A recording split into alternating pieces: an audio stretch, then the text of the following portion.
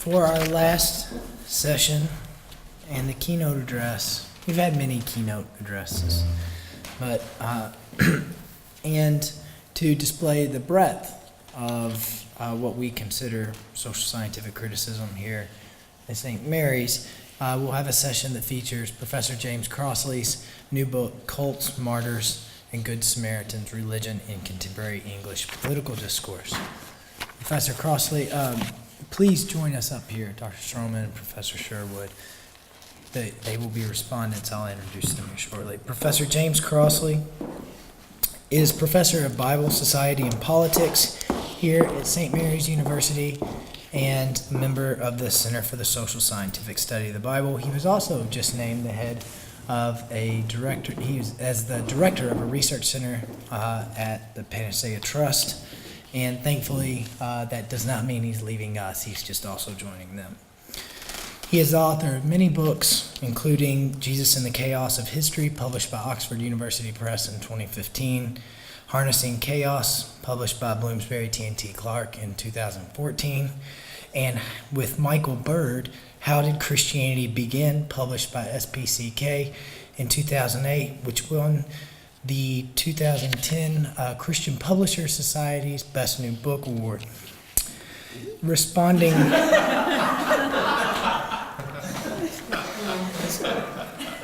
I read that somewhere. Pretty sure.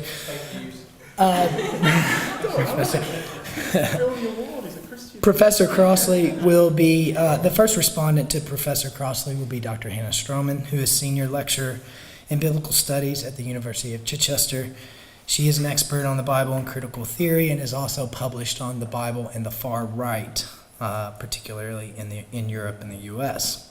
Also responding will be Professor Yvonne Sherwood, who is Professor of Biblical Cultures and Politics at the University of Kent. She is the author or co-author of many books, including Biblical Blaspheming in 2012, The Invention of the Biblical Scholar in 2011, and A Biblical Text and Its Afterlives in 2001.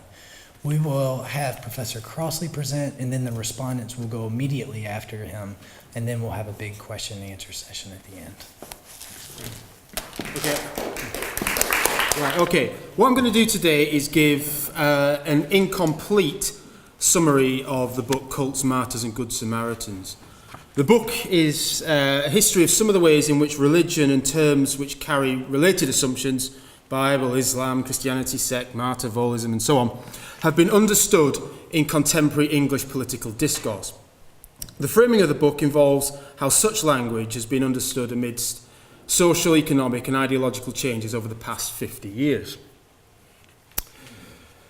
Particularly through the emergence, acceptance, and crises of neoliberalism. More specifically, this book looks at the kinds of options that were available roughly between the two general elections in 2015 and 2017, though generated by the economic and ideological crises of 2007-8. Some background history might help. Thatcher used the Bible, Christianity, and Judaism to authorise and anglicise emerging economic liberalism, charitable giving over the welfare state, and an individualism that was effectively deemed incompatible with the Soviet Union, Marxism, and socialism. Thatcher provided the template for mainstream politicians until the emergence of Corbyn, though there were changes made. While broadly accepting the view that the Bible/religion was a source for economic liberalism, Tony Blair and New Labour nuanced Thatcher in different ways. The most influential was that the Bible supports social liberalism, especially equality of gender and sexuality. Blair also helped push the older socialist understandings of a socially transformative apocalypticism to the fringes of parliamentary debate by appropriating the language of the left to support economic deregulation and the invasions of Afghanistan and Iraq. By the time David Cameron was Prime Minister, the Thatcher-Blair template was accepted, nuanced and intensified. Same-sex marriage was legalised and supported with reference to Jesus in parliamentary debates.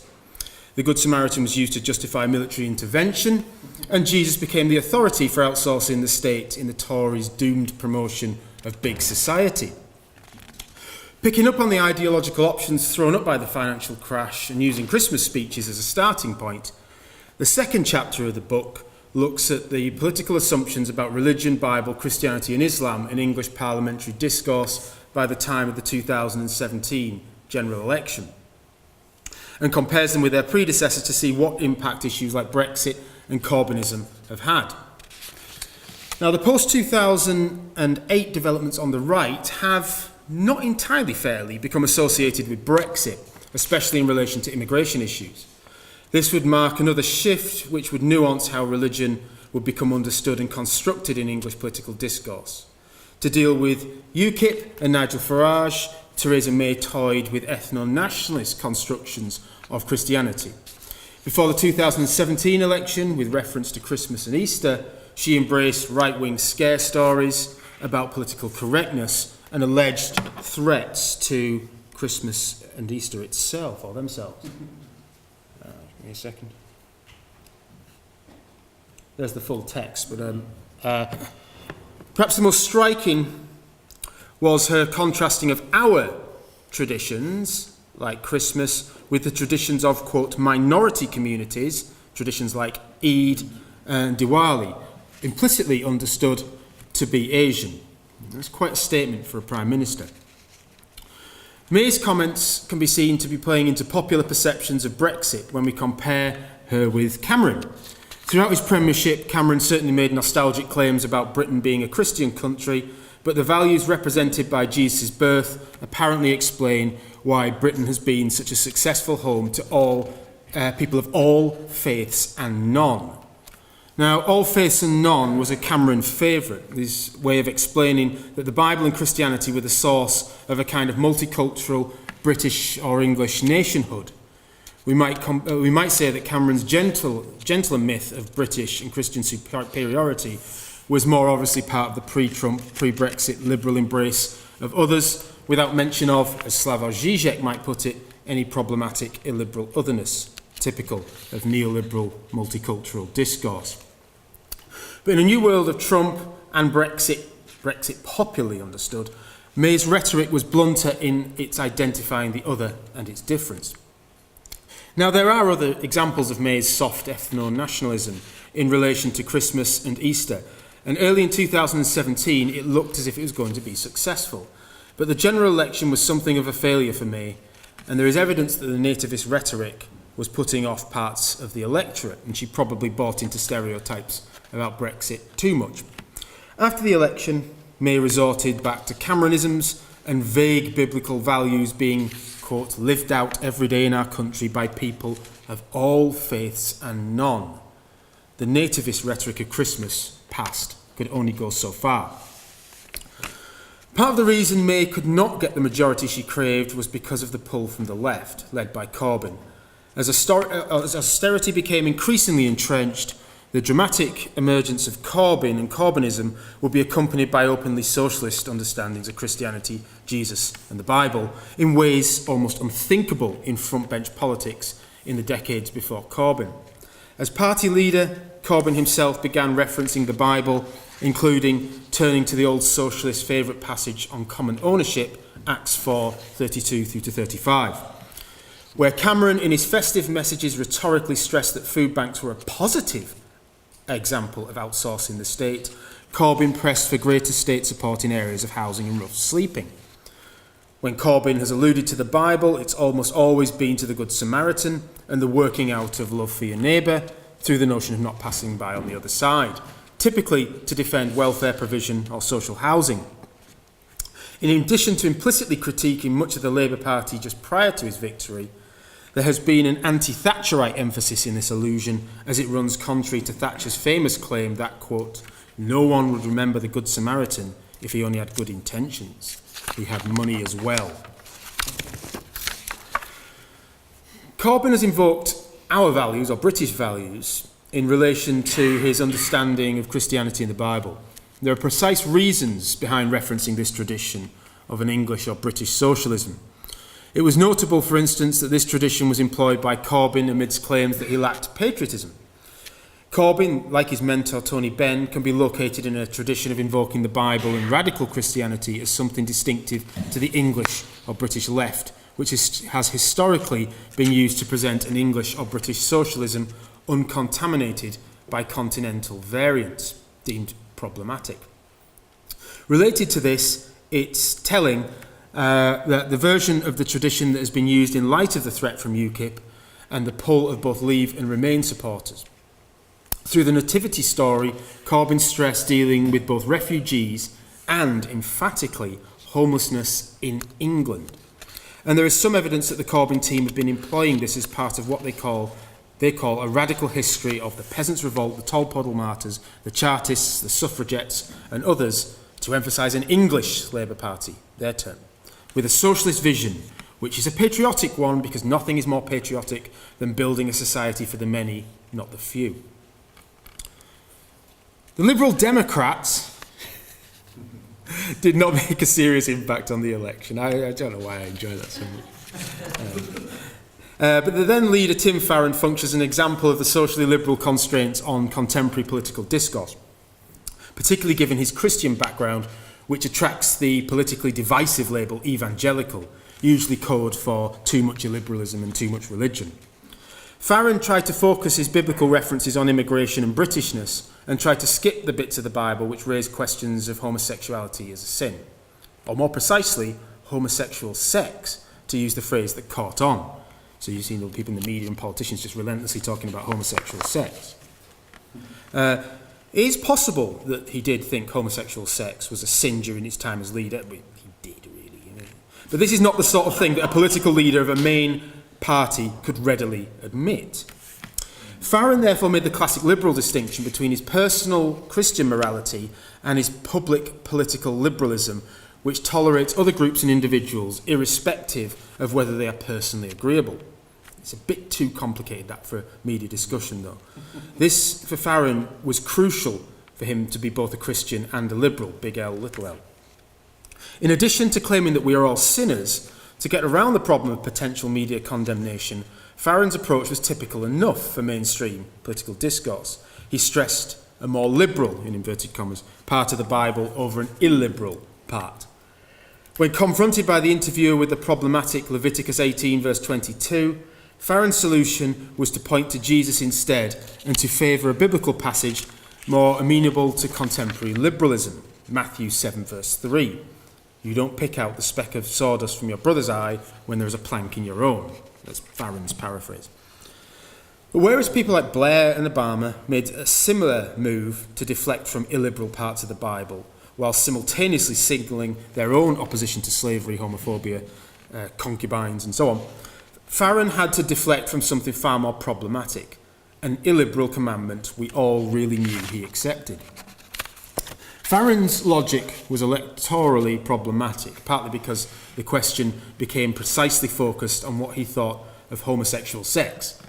During the 2017 general election, the pressure on Farron to come clean about his compatibility with a more acceptable liberalism weighed heavy, as he first said that being in a gay relationship is not a sin, and then, facing up to the theological technicality directly, that homosexual sex is not a sin.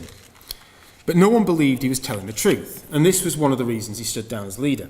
Farron even claimed that being a Christian, by which he meant his version of being a Christian, was incompatible with being a political leader, without quite admitting his precise view. He still couldn't say that he was opposed to homosexual sex, because he would pretty much be admitting he lied.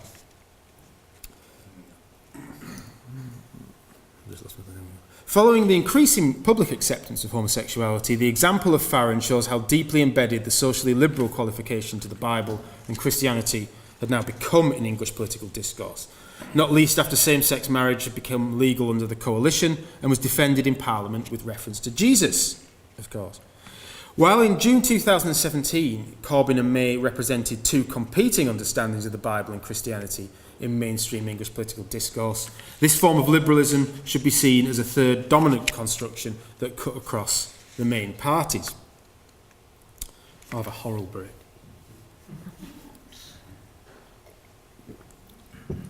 Now, the third chapter looks further at ethno-nationalist understandings of Christianity and Christians in relation to Islam and Muslims, particularly on the 2008 far right. So that's like the English Defence League, Britain First, groups like that, who are distinctive in that traditional notions of race are, they claim, rejected. They're not racist. And it's religion and ideology that's the issue. So they've really tried to stress that's what they're going for, not race. I mean, so this is an interesting shift historically on the far right. Now, such far-right groups are emphatic in their dismissal of the idea that ISIS and Al-Qaeda are a perversion of Islam, the turn of phrase so common in mainstream political discourse. Having looked at thousands of comments on far-right groups over 2016, 2017, so this is armchair ethnography, sitting at your computer, looking at crazy far-right groups. Yeah? So looking at thousands of comments over the year, it was overwhelmingly clear that Islam per se was deemed the problem. So politicians will always say, whenever there's a terror attack or something, it's a perversion of Islam. Here, not a chance. It has to be Islam is the problem, as an ideology, as a religion, not race. Christianity in the Bible occasionally functioned as a kind of ethnic, democratic and liberal marker over against despotic Islam and Muslims, and often Asians. Constructing Christianity in relation to English and British identities has, of course, both recent and long-term histories. See, of course, Vaughan's work on this. With reference to the British social attitudes data, Ingrid Storm has also shown that just over 23% of people made a connection between British and Christian, particularly as a kind of ethnic marker, despite declining identification with Christian churches and church attendance in the UK. Rather than accepting the far-right argument that their claims are not racial, we should instead see this as a different form of racialising, which officially tries to play the liberal game. Muslims as a whole could regularly be referred to in historically familiar language of racial demonisation, relating to vermin, filth, shit, animals, insects, non-human, etc. You get these turned up in the comments all the time. So there'll be like an official thing about, isn't Islam terrible? Then all the kind of old-fashioned racialising language comes in. These are people who need to be disinfected, shot, beaten up or sent to internment camps. But in line with the rhetoric of attacking an ideology and not race, this was regularly covered up in liberalising discourse. Opposition to facial covering and Islamic homophobia was, it was regularly explained, because of issues of equality and gender and sexuality deemed integral to British culture. What's notable is how this liberal language soon breaks down among participants. While criticisms of homophobia could be found, overtly homophobic sentiments were also found amongst the respondents, even to the point of like saying, oh, this is the one thing the Muslims have got right, you know, that kind of thing. And it's a tendency common enough among numerous contemporary European far-right groups, much stronger homophobia. Overt misogyny was less likely, perhaps because British far-right groups have consistently had a steady but minority female presence in organisation and social media activity. Nevertheless, issues surrounding facial coverings regularly descended into misogynistic jokes about the appearance of Muslim women, and when the topic of domestic abuse was raised, Muslim domestic abuse, it was regularly met with heated responses about women being violent against men and men being falsely accused of sexual assault. Further, gendering Britain and England in terms of masculinity or a lost masculinity and Muslims as a kind of camp perverted threat was common. Again, I don't think this is overt to some European forms of far-right misogyny, but it's present, and Hannah may have something to say about this in light of her own work. But so too with racial issues. Despite the claim, or more obviously racial issues, despite the claims that this new far-right was about attacking ideology or religion rather than race, occurring regularly, even to the point where it was claimed that Islam is the most racist thing on the planet, it wasn't too difficult to find an emphasis on the persecution of whites or old-fashioned racial slurs. What was clear throughout was an appropriation of progressive language, making the same sorts of racialised points that the traditional far-right had previously done, but that did not necessarily require the thin veneer of liberalism. But there were a cluster of ideas about hostility to Islam and Muslims that had wider support and reflect the kinds of issues that were integral to the rise and fall, I think, of UKIP, but also the far right in recent English politics. The far right and the right wing of Brexit are not exactly the same, but there is an overlap. As Robert Ford and Matthew Goodwin have argued, the UKIP revolt on the right owed much to the support from older voters, from blue-collar backgrounds lacking relevant employment training and opportunities for the changes that had taken place in post-industrial Britain, with some of the blame for their predicament aimed at immigration levels and the complicity of the political elite. This has been intertwined with a broader view gathering momentum for decades, an anti-establishment hostility towards a political class who had not been thought to address concerns, had come from more privileged backgrounds, held more socially liberal views, and were more likely to target middle-class swing voters. In this context, Muslims and Islam were readily available reference points for discussions about immigration. It should not be a surprise that the national media was part of these debates, nor that they were part of moulding far-right views. To give some indication, and there's lots of evidence for this, one study noted that over the last decade or so, the word Muslim, in plural, occurs approximately 33 times a day in the national press, with about half of those articles referring to conflict, and you would struggle to find anything on Bible, Christianity, or anything like this, by way of comparison. The common claim that the far right is a more extreme version of nationalist tendencies in mainstream political discourse is thus a claim with some validity. Yet despite the levels of relative popularity of negative discourses about Islam and Muslims, it remains that the opposition of Christianity / England / Britain versus Islam would be much more difficult for mainstream politicians to the left of UKIP to maintain. Instead, for mainstream politicians, what was deemed true Islam and the true reading of the Quran belonged to the same liberal democratic tradition as the more trusted Christianity and the Bible, while acts of violence and illiberalism associated with Islam became a distorted or false version of Islam. Yet there's another feature of this move to stress terror and so on as a perversion of Islam, and this involved the legitimation of the state monopoly on violence. One of the curious features of the material I looked at among far-right groups was that there was both a tendency to see Christianity and the Bible, or New Testament or Jesus, as representing peace, and to use Jesus and Christianity in militaristic terms.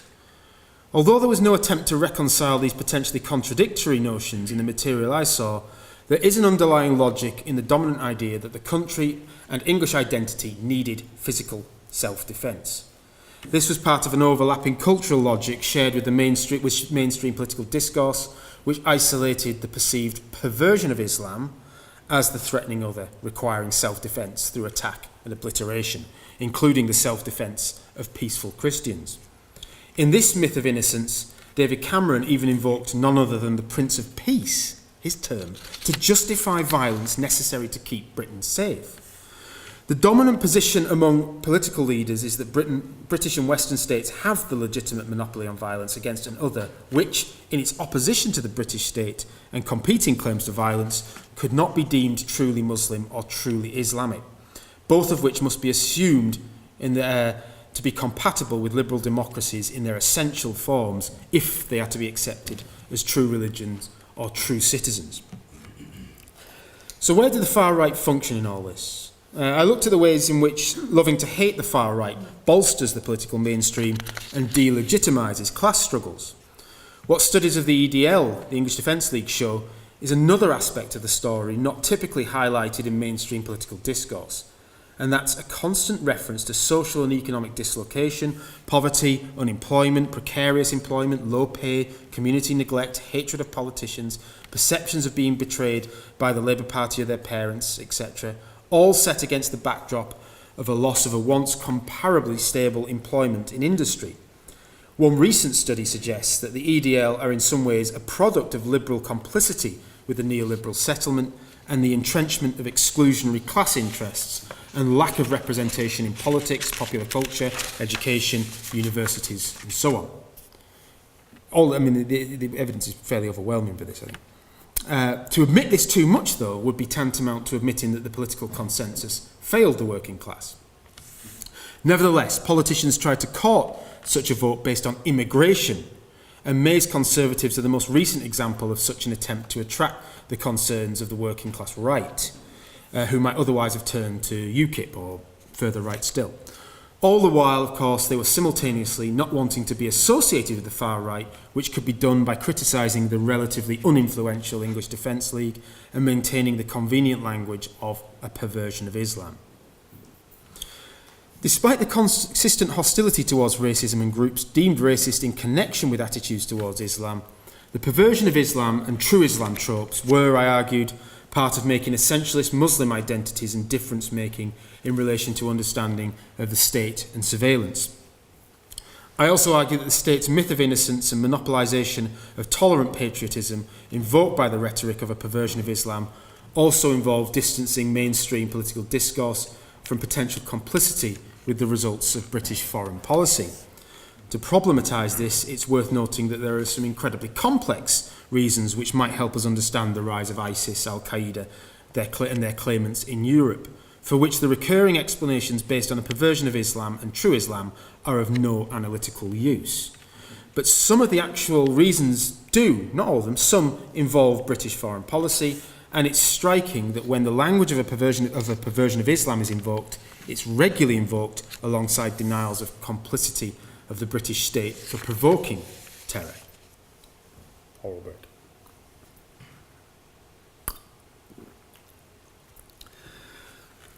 Now, Chapter 4 investigates whether the different constructions of religion and related terms had wider traction among voters in light of the EU referendum. And this study involved a series of interviews, and this is like proper field work now. So I've got off my chair and I've just walked down the street.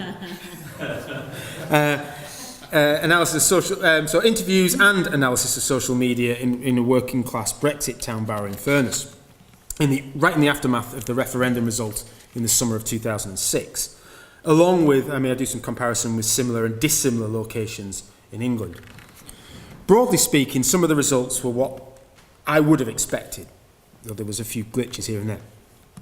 Other than occasional updates on guardian angels and ghosts and pets, or even relatives going to heaven, where they'll be reunited with their loved ones, it's difficult to convey just how little issues that might otherwise be classified as religious or Christian emerged. No one was remotely interested. I'm very puzzled that I studied these kinds of things. Aren't we all?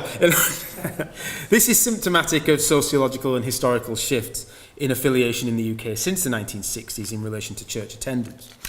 It is also notable that despite a steady minority of people repeating clichés about Muslims and Islam, there was little evidence of an interest in contrasting an ethnic Christianity with Islam, although there was some evidence that there might be higher levels in other so-called Brexit towns.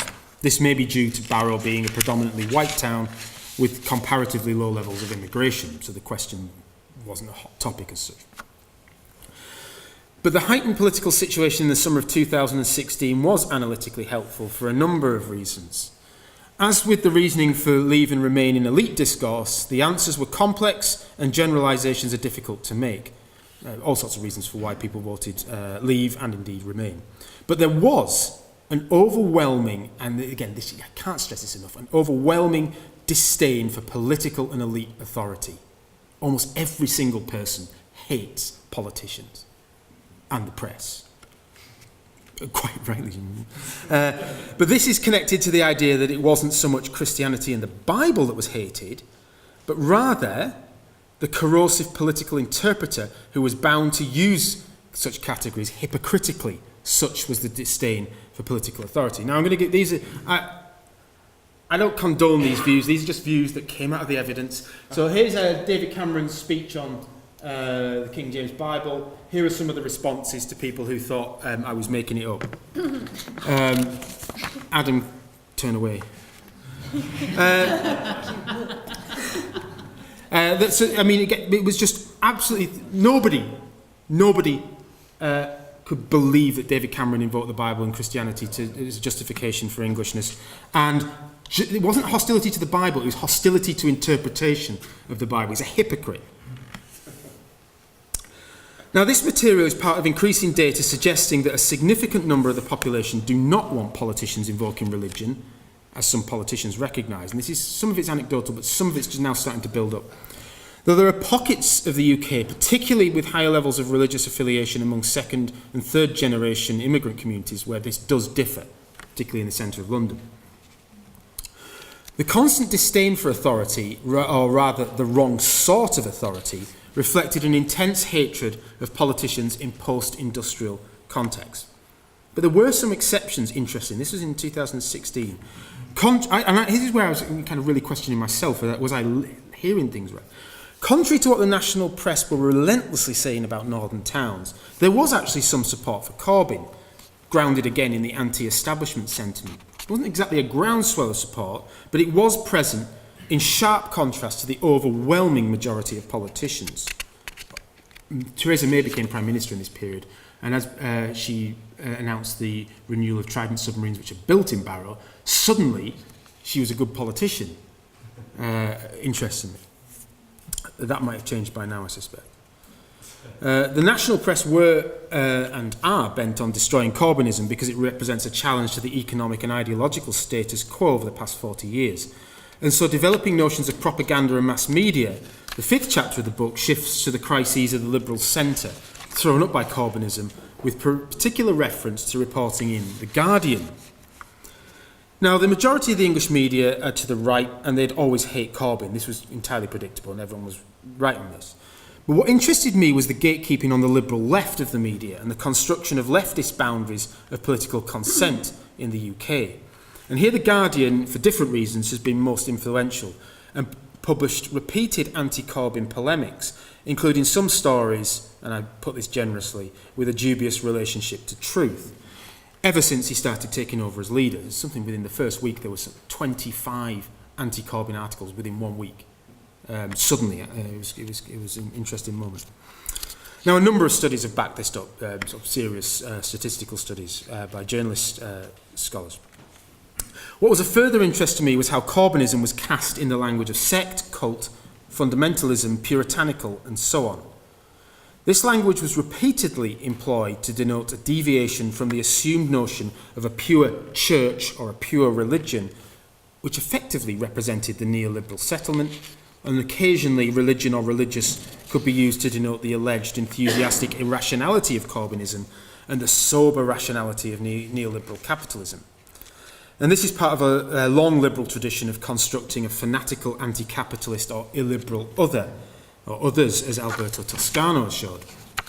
However, Corbyn's stronger showing in the general election than The Guardian expected opened up some space for the language of deviation to be dropped, modified, reapplied, or even occasionally embraced, as the press struggled to come to terms with how to reconceptualise Corbynism, though I think it's starting to creep back in again. Now, Chapter 6 looks at the developments relating to and contextualising younger extra-parliamentary pro-Brexit leftists who have emerged and through alternative social media have helped promote Corbynism, socialism, and one revolutionary cause in particular, which has risen to prominence in leftist political discourse in our period, and that's the revolution in Rojava in northern Syria. The focus of this chapter is on a Corbyn supporting group largely from the British Isles who are active in northern Syria and on English-based social media, particularly through the associated groups who've been linked to left-wing takes on Brexit, the vigilant political developments in the Lewisham Spring, as it's been called, you can Google that, and a promotion of a kind of cultural leftism from the popular Red London group to community sports and martial arts centres. They've gone by the name of the Bob Crow Brigade, named after an unusually successful trade union leader who died a few years ago. They unusually brought notions of martyrdom relating to physical death for the socialist and feminist cause into English political discourse, as well as rethinking notions of political miracle, revolutionary faith, and the function of constructing groups like ISIS as fascist. In terms of political miracle and faith, this has been a direct challenge to the dominant left melancholy and defeatism. But I also discuss how these concepts provide a challenge to the contemporary left by combining the unexpected revolutionary moment with organisation. Usually in kind of Western Marxism, it's, oh, the miraculous moment will happen someday. In terms of constructing ISIS as fascist, this not only functions as a retelling of the Spanish Civil War, but again a direct challenge to those British leftist groups who have appeased the Muslim right since the War on Terror. Socialist Workers' Party, and that's the least of their sins. They also provided support for Corbyn on these issues by not focusing on the idealistic perversion of Islam, but by focusing on material causes and foreign policy, and implicating the opponents of Corbyn as supporters of ISIS. Smash ISIS fought Corbyn when Owen Smith wanted to talk to ISIS. Good luck with that. This is the opponent to Corbyn. They started tweeting at him and doing pictures in defence of Corbyn.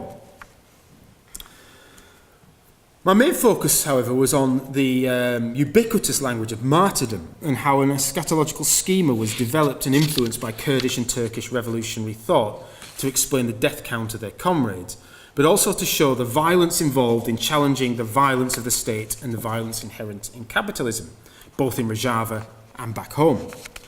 I also looked at some of the explicitly gendered notions of martyrdom, partly because Rojava has a prominent women's division fighting ISIS, very successfully they were fighting ISIS, the YPJ, and how this was a challenge to radical liberal notions of identity politics back in the UK.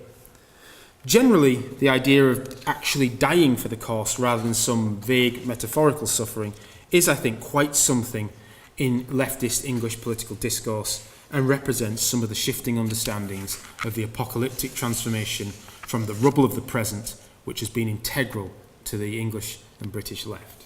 I'll leave it there. Does work.